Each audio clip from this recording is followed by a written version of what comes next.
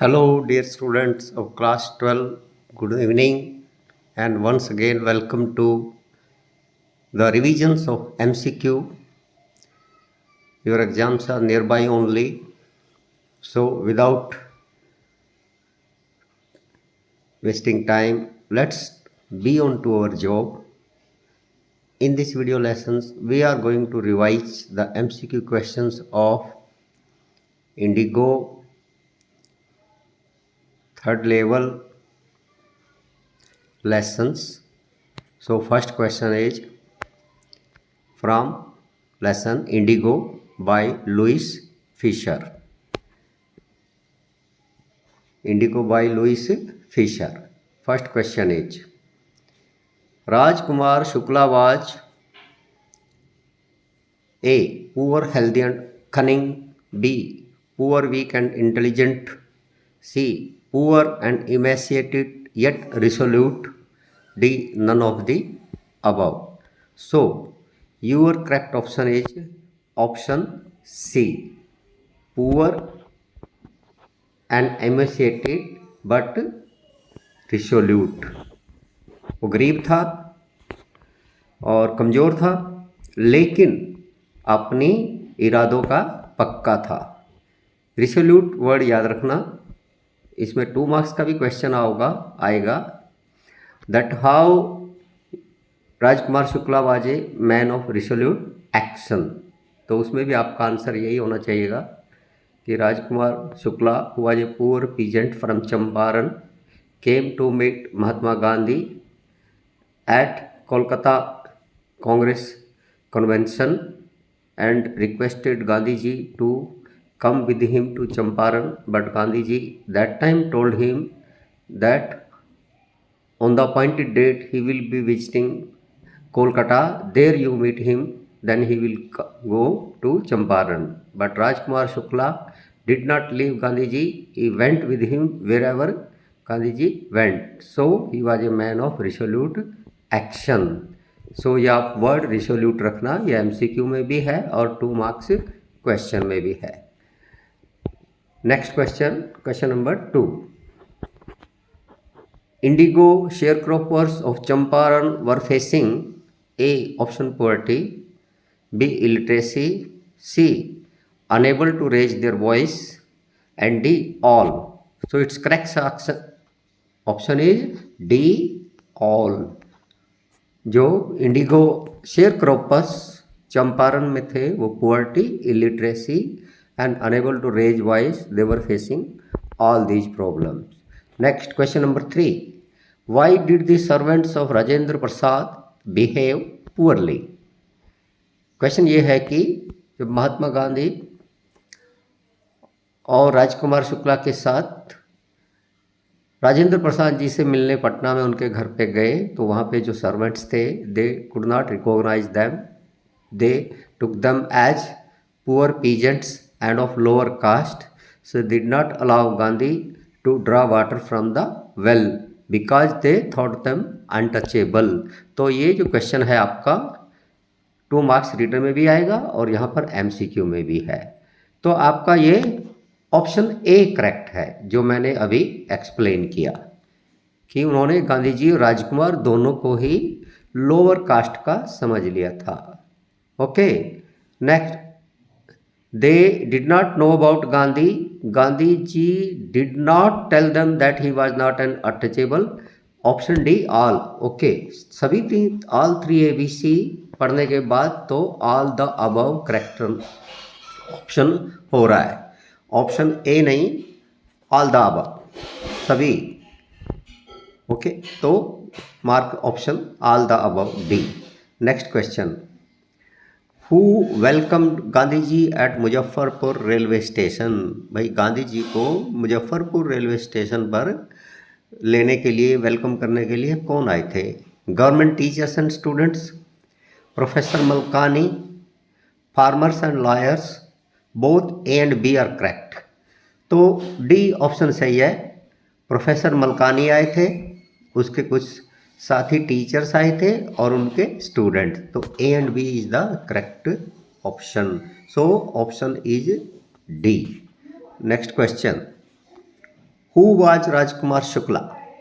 ए lawyer, government official, politician, poor peasant, ये तो आप जानते ही हैं। राजकुमार शुक्ला एक गरीब, पीजेंट मीन्स किसान थे, चंपारण के। Next question number 6, where was the annual Congress party session held in the year 1916? 1916 में एनुअल कांग्रेस पार्टी सेशन कहाँ पे हुआ था? तो आपका ऑप्शन, जहाँ पर राजकुमार शुक्ला मिलने आया था, इंट्रोडक्शन में बताया, ऑप्शन डी लखनऊ। बाकी के ऑप्शन वाराणसी, मुंबई, बेंगलोर गलत है, तो आपका ऑप्शन डी सही रहेगा। Next question, where did Rajkumar Shukla come from? तो from Champaran, Nepal, from Champaran the Himalayan district, from Champaran near the foot hills of the towering Himalayas, and none of the above. तो आप में देखिए चंपारण नेपाल गलत हो गया, बिकॉज चंपारण तो इंडिया में है, नेपाल वर्ड की वजह से गलत हो गया।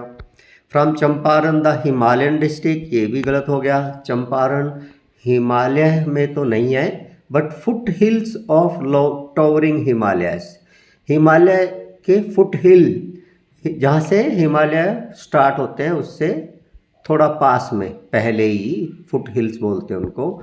तो आपका ऑप्शन हो गया C, Champaran correct, foot hill वाला। Next question, why did Gandhi visit Muzaffarpur? Option, to seek guidance from the lawyers, to get ideas to be famous, to get detailed information about the sharecroppers' problems than Shukla was capable of imparting, to seek his help for the poor sharecroppers। तो option C correct है इसका।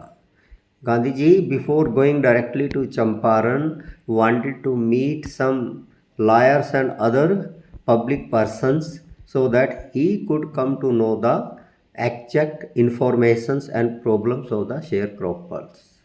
So option C is the correct।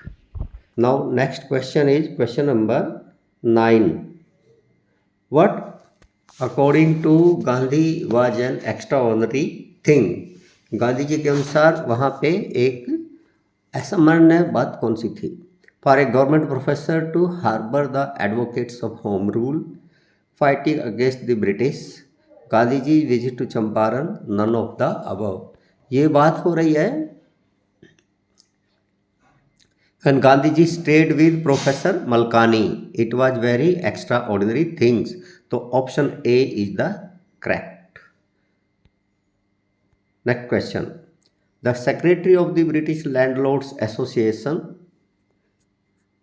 option A, behaved politely when Gandhiji approached, helped Gandhiji for raising funds, told him that they could give no information to an outsider, bullied Gandhi and advise to leave. तो इसमें आपका option C,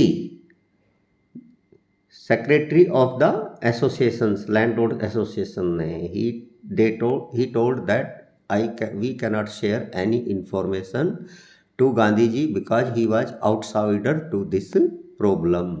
next question, what was the conflict of duties mentioned by Gandhi? तो ये इसका reference मैं दे देता हूँ question को। When Gandhi ji started from the Champaran railway station, then order came from the superintendent of police to leave the district immediately. Gandhi ji received the orders but wrote on that not obeying। So what was that conflict between the law and duty? तो वो law और duty के बीच में कौन सा conflict? Conflict means एक तरह का अपोजिशन, विरोध। Conflict of duty as a law breaker and not to help the poor farmers, conflict between the duty of a good citizen and as a person who wanted to do humanitarian service, conflict between the Indians and British people, none of the above। So conflict of duty as a lawbreaker, so option B is the most correct one here, option B। एक good citizen जो rule, सारे सरकारी rule मानते हैं, और जो humanitarian service से किसी को हेल्प करना चाहते हैं। दोनों के बीच में कॉन्फ्लिक्ट था। Next question 12, what amount of refund was paid to the peasants by the British landlords. इसमें आपका ऑप्शन हो जाएगा जिसमें 25% लिखा होगा।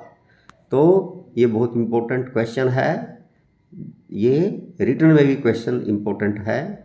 अभी मैं इसको एक्सप्लेन करूँगा। तो पहले आप देखिए 25% of the money extorted from peasants इसका करेक्ट आंसर है।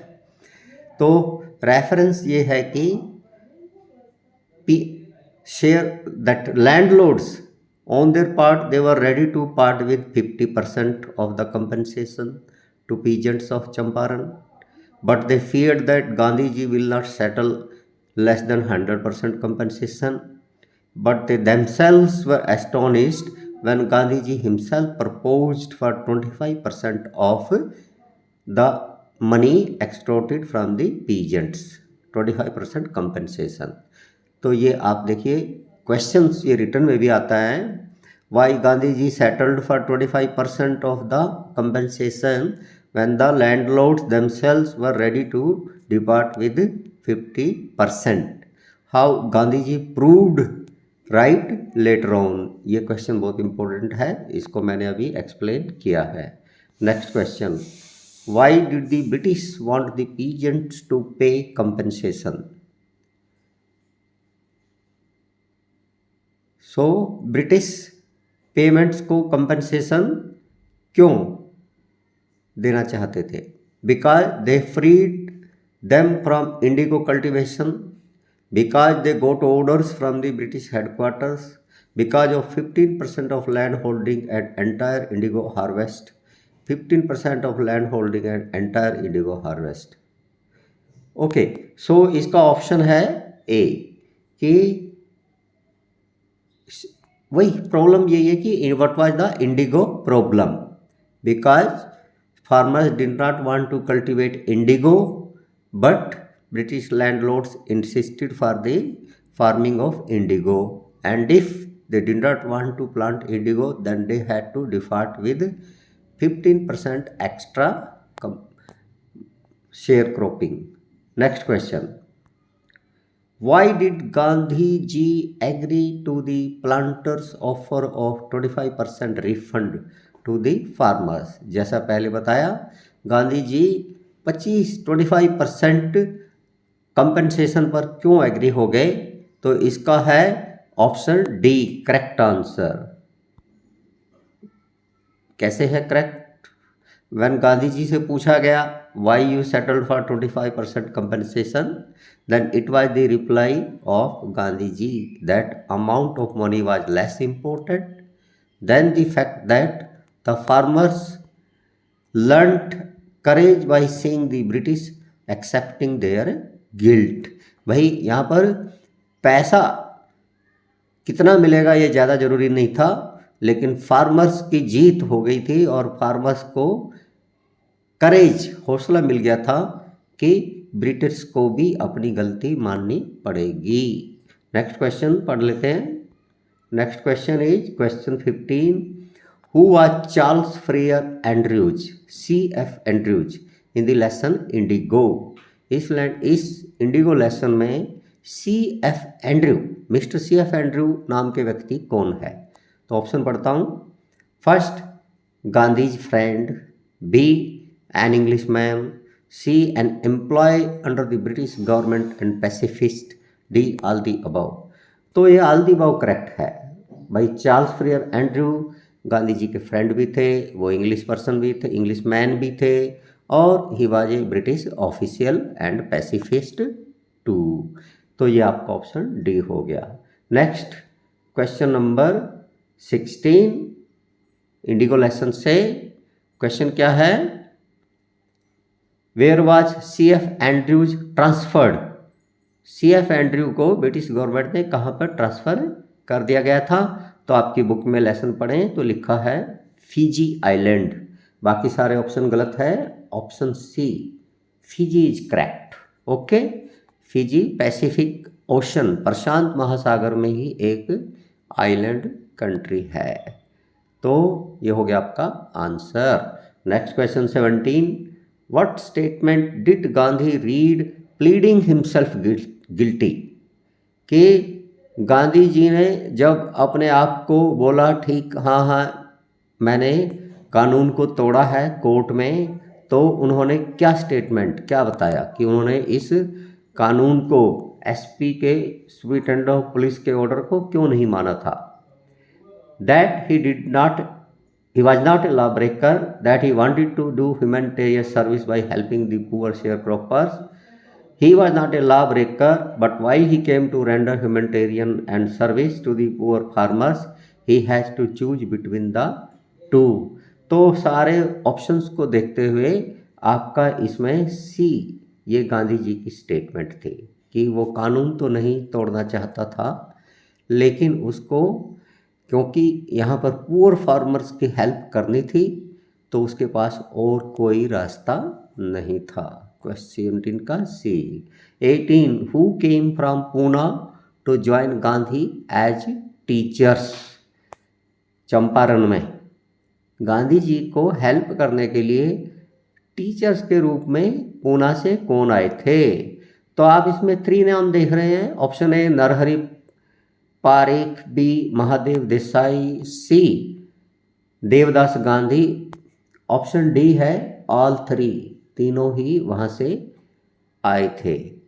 नेक्स्ट क्वेश्चन, ये तो हो गए इंडिको के MCQ complete. Now we will be going to next lesson. Here is your third level. Okay, so let's start with the third level. First question, Charlie describes himself as 31-year-old wearing a green gabardine suit and a straw hat with a fancy band. B, 31-year-old wearing a tan gabardine suit and a straw hat with a fancy band. 31-year-old wearing a tan gabardine suit and a straw hat with a red band. 31-year-old wearing a polished black suit and a brown hat with a fancy band. थोड़ा confusing question है ये। इसमें आपको याद रखना है mister Charlie ने when he went to suburban railway station किस टाइप की ड्रेस पहनी हुई थी। तो इसमें जो ऑप्शन है option B, 31-year-old wearing a tan gabardine suit and a straw hat with a fancy band, B option correct है। बाकी सारे ऑप्शन में कुछ ना कुछ मिसमैच है मिस्टर चार्ले की ड्रेस से। Next question number 2, name of Charles wife. तो इसमें कंफ्यूजिंग इसलिए कर दिया गया है कि सभी सिमिलर नेम है, A Lucy, B Lousie, C Louisa and D Lousia. तो स्पेलिंग आपका हो सकता है, तो आपको ये ध्यान से लेसन में मिसिस चार्लेस की वाइफ की नेम की स्पेलिंग आपको ध्यान में रखनी है। तो इसका सही ऑप्शन है LOUISA, Louisa. D is the correct. Sometimes examiners want to check your attentiveness, so they give confusing options. Only little bit of change in spellings, otherwise the words are similar. Okay, next question. The date on the newspaper was, कौन सा newspaper जो Mister Charley को 3rd floor पे when a boy was selling the newspaper, okay, he had laid his newspapers on the 3rd floor, so the newspaper was date. See, 1894 is correct. 1894 first option तो गलत हो ही जाएगी because ये तो 1984 लिखा है, but rest of the options are 1894. So July 11, June 11 and some mistake. June 11, 1894, D is the correct option. Okay, और आपको वो प्रेसिडेंट का नाम भी याद रखना है। The headline of that day news paper व बाय रिगार्डिंग प्रेसिडेंट क्लीवलैंड। तो आप इसी से मिलता जुलता क्वेश्चन कि न्यूज़पेपर की हेडलाइन में क्या था। So news was about president Cleveland, ये भी याद रख लेना। और वो डेट थी जून 11, 1894। Question 4. To make sure he is in 1894, Charlie walked over to a newsboy and glanced, looked at the stack of papers at his feet. The name of the newspaper was, देखिए एक third newspaper के बारे में ही third question कि उस newspaper का नाम क्या था जो मिस्टर चार्ले को थर्ड फ्लोर पे मिला। इसका ऑप्शन सी करेक्ट है, द वर्ल्ड। तो आप सी ऑप्शन द वर्ल्ड। तो न्यूज़पेपर से रिलेटेड 3 क्वेश्चन हो गए। डेटेड, न्यूज़पेपर का नाम, name of the newspaper, and headline of that day in newspaper that was regarding president Cleveland. ये 3 फैक्ट्स आप याद रखिए। नेक्स्ट क्वेश्चन पे आते हैं। Question 5, Charley wanted to buy 2 tickets to. तो इसका जो ऑप्शन है तो आप पढ़ लीजिए, ए बी सी डी। मैं डायरेक्ट आंसर बता रहा हूँ। Galesburg is the correct option. Mister Charley one for himself and other for his wife. 2 ticket किसके लिए लेने गया बुकिंग काउंटर पे? तो he wanted to go to Galesburg. Okay, next question पे आते हैं। Question number 6, why could not Charley buy the tickets. फिर मिस्टर चार्ली टिकट क्यों नहीं खरीद सके उस दिन? Option A, did not have enough money, there were no tickets available, he did not have old style currency, the tickets counter was closed. तो भाई इसका ऑप्शन सी करेक्ट है, क्योंकि mister Charley the money he gave at the counter was present day US dollar, whereas their currency of 1894 was needed. तो आपका option C हो जाएगा, he did not have old style currency. Next question 7, first day covers are. भाई first day cover क्या होते हैं? ये question आपका 3 मार्क्स का भी आएगा। What is a first day cover? Okay, first day cover से रिलेटेड 3 क्वेश्चंस हैं। What is a first day cover, what was written in first day cover which Mr. Charlie found in his book of stamp collecting, and what was written on that first day cover, and who wrote that first day cover, like this। ये questions हैं। first day cover are option A, an envelopes mailed by people to themselves on the first day of the year। ये गलत हो गया, first day of the year गलत है। envelopes mailed by people to themselves on the first day when a new stamp is issued। ये option बिल्कुल correct है। Sure हो गए तो आपको सी और डी ऑप्शन पढ़ने की ज़रूरत नहीं है, नहीं तो आपका टाइम वेस्ट होगा। तो option B first day cover की सही डेफिनेशन है, आप लिख दीजिए। Next, this first day cover was written by whom. तो आपको याद आ जाएगा, it was written by Mister Sam Warner, who was a friend of Mister Charlie. तो आपका ऑप्शन ए करेक्ट, सैम। जब आप इतना श्योर है तो बी सी डी पढ़ने की जरूरत नहीं है। Next question, Sam was, who was Sam means Mister Sam Weiner कौन थे? तो इस लेसन के accordingly he was Charley's friend and a doctor of psychiatry means psychiatrist. तो आपका option D, Charley's psychiatrist, Charley's psychiatrist, ये आपका ऑप्शन करेक्ट है। अब नेक्स्ट आते हैं question number 10, the modern world is full of insecurity, fear, war and worry. Who said this? भाई जो आज का ज़माना है वो असुरक्षा, डर, युद्ध और चिंताओं से भरा हुआ है, ये किसने बोला था? ये साइकेट्रिस्ट फ्रेंड ने बोला था।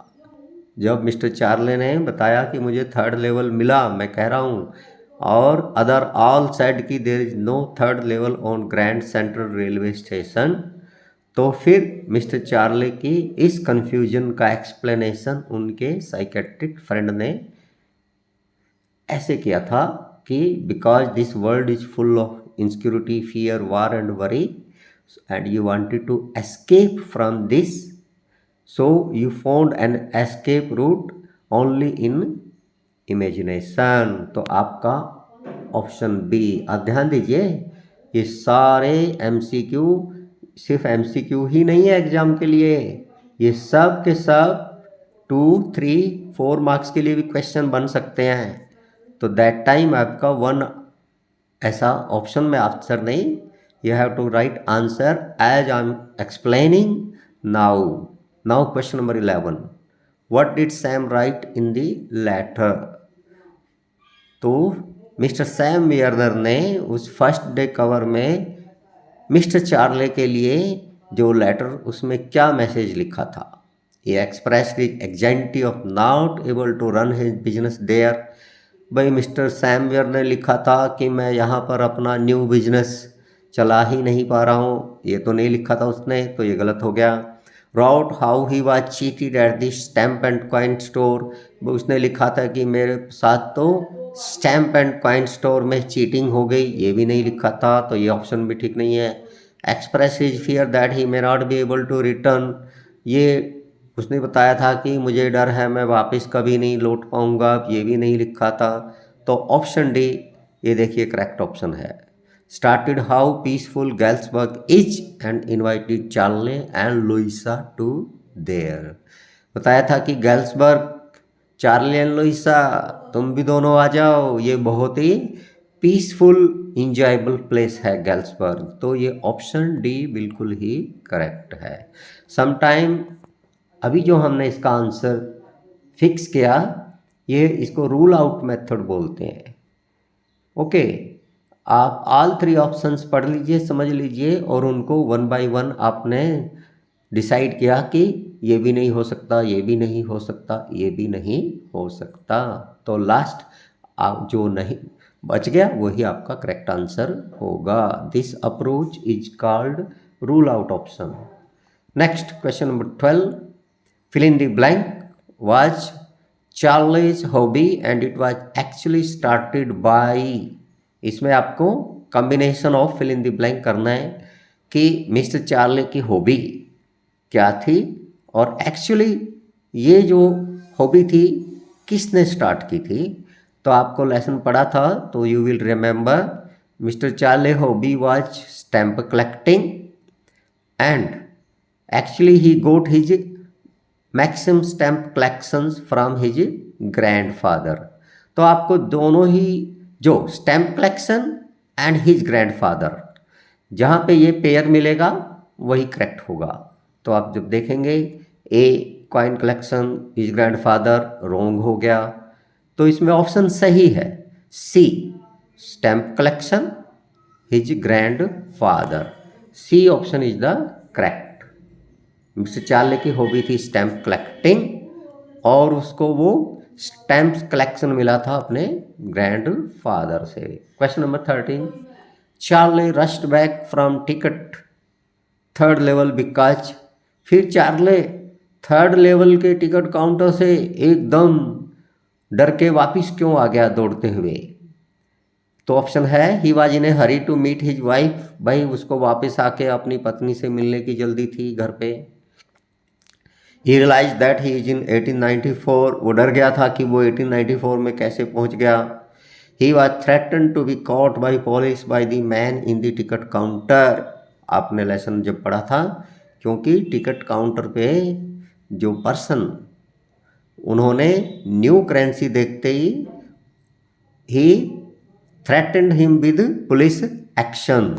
और चार्ले को इतना डर लगा कि 1894 की पुलिस भी बहुत ही फियरफुल होती थी, तो वो वहाँ से वापस भाग लिया, कहीं कहीं मेरे को अब पुलिस अरेस्ट नहीं कर ले। Next question 14, the first day cover had the address of fill in the blank on the envelope. Mister Charley को बाद में अपने घर में जो फर्स्ट डे कवर मिला अपनी स्टैम्प कलेक्शन की फाइल में, वो उसके ऊपर एड्रेस किसका लिखा था? Address had the address of, उस पे चार्ले का ही एड्रेस था। ए ऑप्शन करेक्ट है, it was address to Charley. Next, what does the third level refer to? Option A level in the game that Charley was playing, the third floor of the Roosevelt hotel, and additional imaginary floor at the Grand Central Station, the third floor of the office where Charlie was working।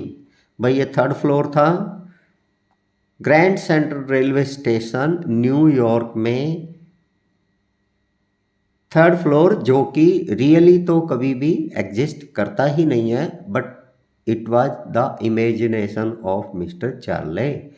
तो इन सब बातों को ध्यान में रखते हुए आपका option हो गया correct C. Next question, the genre of the chapter the third level is. Genre, genre में आपको कई बार एक्सप्लेन किया है कि आपको ईच लेसन को ऐसे डिफाइन करना है, क्या ये लेसन पोइम है, क्या ये लेसन प्ले है, क्या ये लेसन स्टोरी है, क्या ये लेसन ड्रामा है, लाइक दिस। तो ये लेसन जो है science fiction, satire, drama, memoir. So ये इन ऑल फोर ऑप्शन में से ए क्वालिफाई करता है कि ये एक साइंस की फिक्शन मीन्स वैज्ञानिक कल्पना पर आधारित लेसन है। सैटायर व्यंग किसी पे नहीं है, ड्रामा नाटक भी नहीं है, मेमोयर कुछ पुराने दिनों की यादाश्त पे भी कुछ नहीं है। तो ऑप्शन हो गया आपका correct science fiction A. Question number 17, Charlie says yes I have taken the obvious step, which step is the talking about. फिर चार्ले ने बोला हाँ फिर तो मुझे वही करना था। तो चार्ले क्या करने की बात बता रहे हैं? Next option, entering the third level, B narrating the incident to his wife, C talking to the railroad authorities about the incident, C talking to his psychiatrist friend about the incident. अब Charley को जब बाद में बात समझ में आई कि third level तो एक्चुअली है ही नहीं, then how he thought about the third level, for that he went to the psychiatrist friend और साइकेट्रिस्ट डॉक्टर। तो D is the correct option, talking to his psychiatrist friend about the incident. Next question, D the psychiatrist friend of Charley finds Charley entering the third level at the Grand Central Station as। जो Mister Charley के psychiatrist friend and doctor Sam Weiner थे, when Charlie narrated his incident of reaching at third level of Grand Central Station, तो how he expressed his opinion about it। क्या ए idiotic, क्या ने बोला कि ये तो मूर्ख वाली बात हो गई, स्टूपिड जैसी। बी ए वेग ड्रीम विश फुलफिलमेंट, सी बिजार, बिजार मीन्स बहुत ही अटपटा, नॉर्मल मीन्स नॉर्मल सामान्य, ये सब तो होता ही रहता है। सो आप मिस्टर सैम वियर्नर ने बोला था this is your a waking dream with fulfilment, कि ये तो आपको आपके जागते हुए सपने देखने की जैसा हो गया। ओके नेक्स्ट, तो इसका B option is correct. Which option is correct? B. इसमें लॉन्ग क्वेश्चन भी आता है on the same assessment, how did Mister Sam Weiner define Mister Charley's third level as he waking dream wish fulfillment. तो आप long question भी इसको ready कर लीजिए, एमसीक्यू तो है ही। According to the psychiatrist friend of Charley, Charley's habit of stamp collecting was encouraging, A, B, unusual, C, a temporary refuge from reality, habit worth inculcating। तो चार्ले के जो साइकेट्रिस्ट फ्रेंड थे उन्होंने चार्ले की hobby जो थी stamp collecting थी उसके बारे में क्या बताया? तो ये ऑप्शन है A temporary refuge from reality, C option correct है। भाई आपकी स्टैम्प कलेक्टिंग हॉबी भी बताती है कि आप वास्तविकता से भागना चाहते हो, बचना चाहते हो। तो option C is the correct. Next, why did Charley decide to take the subway from grand central?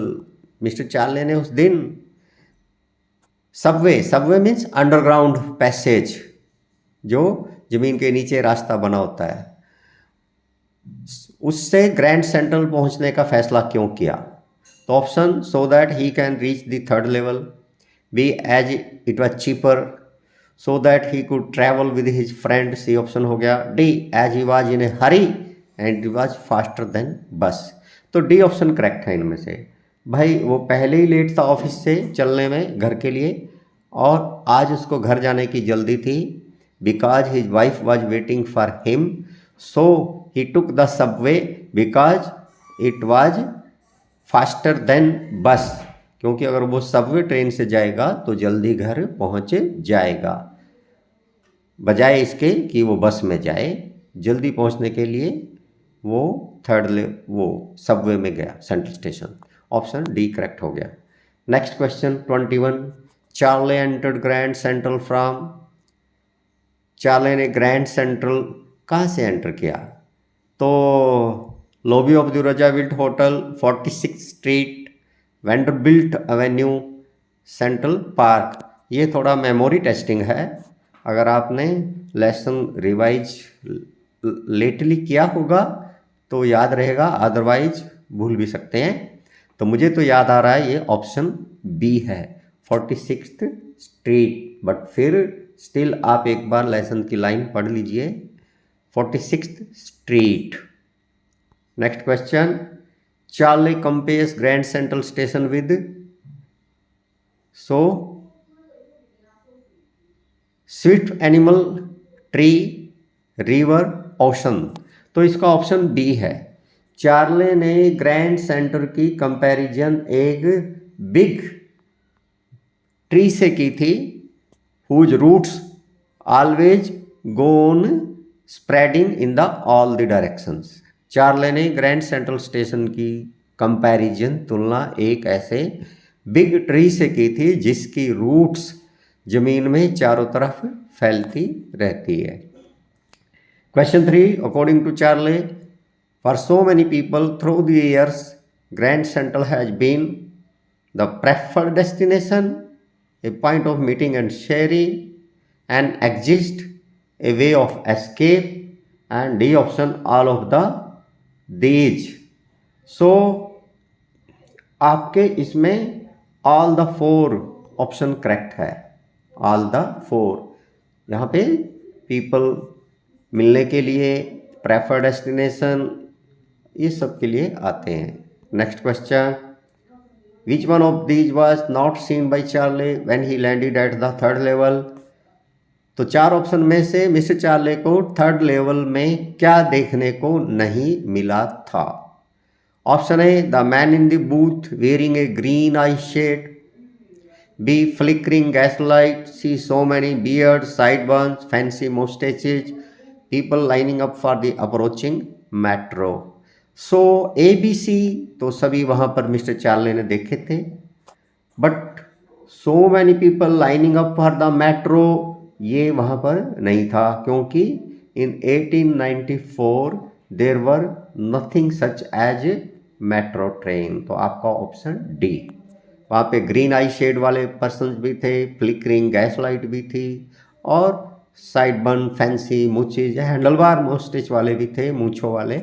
Okay, आपका करेक्शन ऑप्शन हो गया डी। Next question number 5, what Charley saw at the third level of the Grand Central resembled the atmosphere of, कि Grand central railway station पर third level में Charley को किस तरह का एटमॉस्फियर माहौल मिला?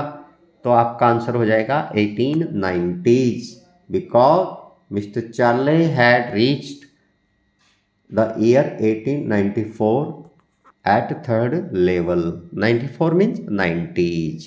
Next question, Charlie describes Galesburg as, option A, serene wonderful town, A, utopian city, a town for sophisticated people, D, a city bursting with activity।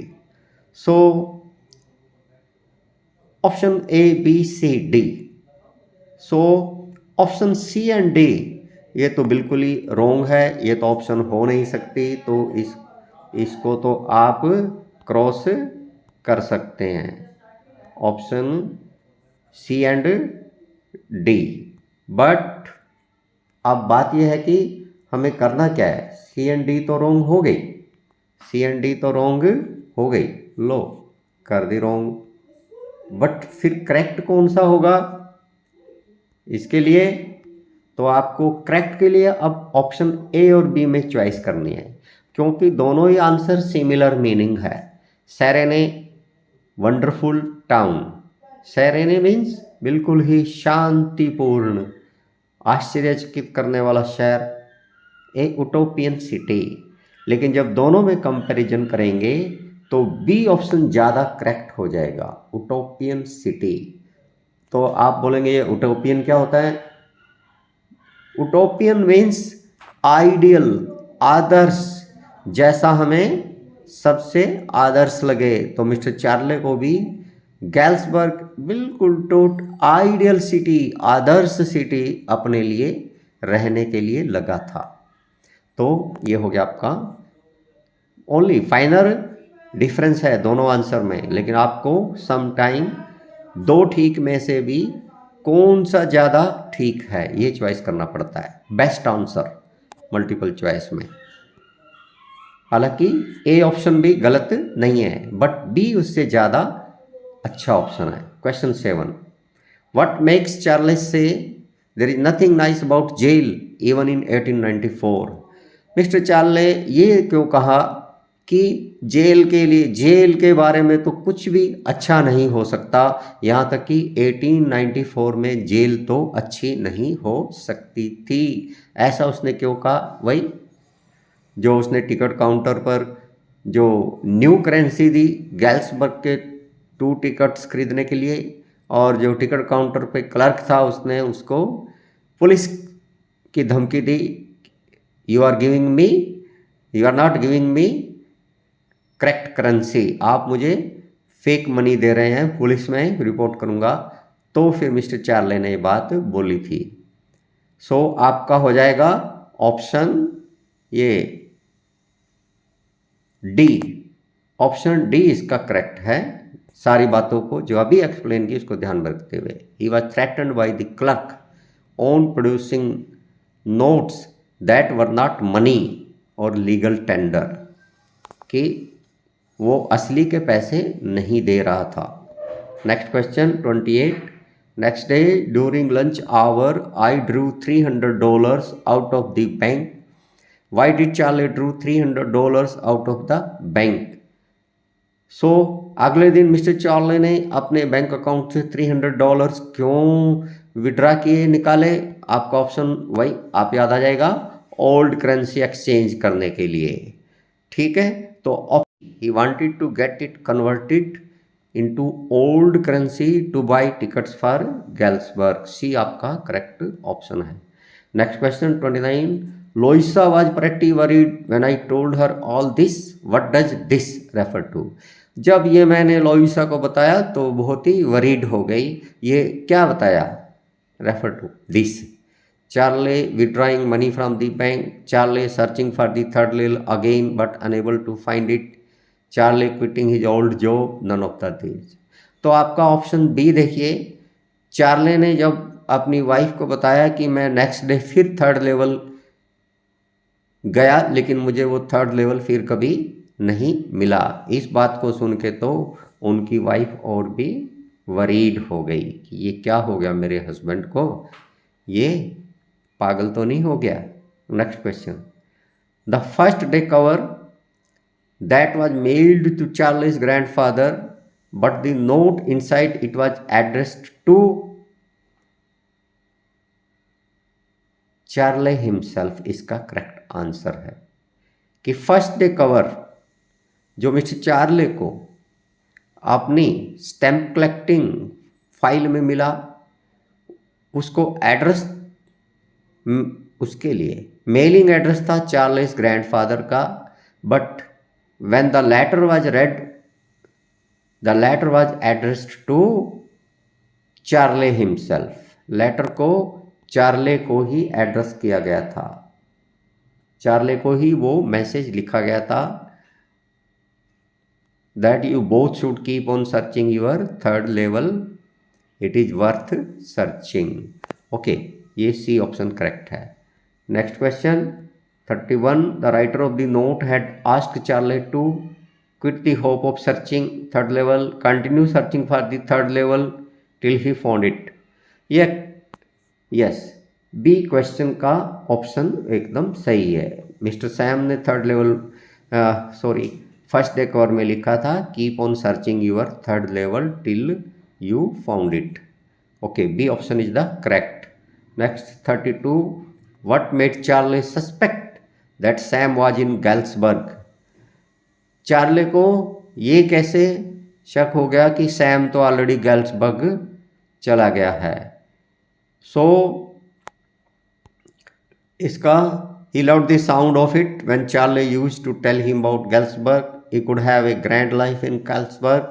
It was the best place for his profession to prosper. All of these, तो इनमें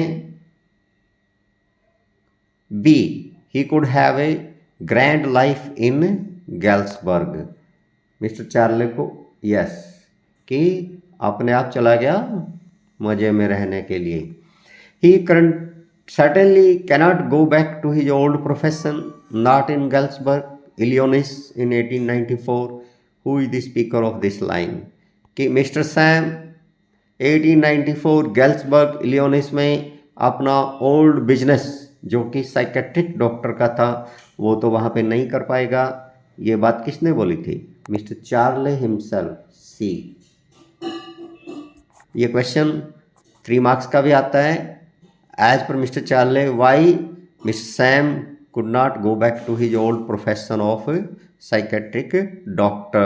तो आपका answer होगा because in Galsburg it is a very peaceful time, place. Everybody has pleasure time to pursue their hobbies and no one has any worry of life, so they don't have any mental trouble and disease too, so there won't be any need of a doctor of psychiatry, so Mr.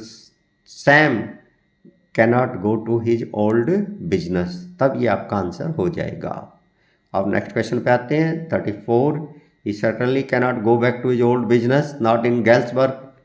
What does he means यहाँ पर mister Sam. कौन नहीं जा सकता अपने पुराने business में? Mister Sam, A option हो गया। Next question, he certainly cannot go back to his old business, not in Galsburg, Illinois in 1894. So what was his old business? Mister Charlie का ओल्ड बिजनेस क्या था? आप समझ गए, he was a psychiatrist, option C correct है। Next पे आते हैं question 36, the end of the story brings out.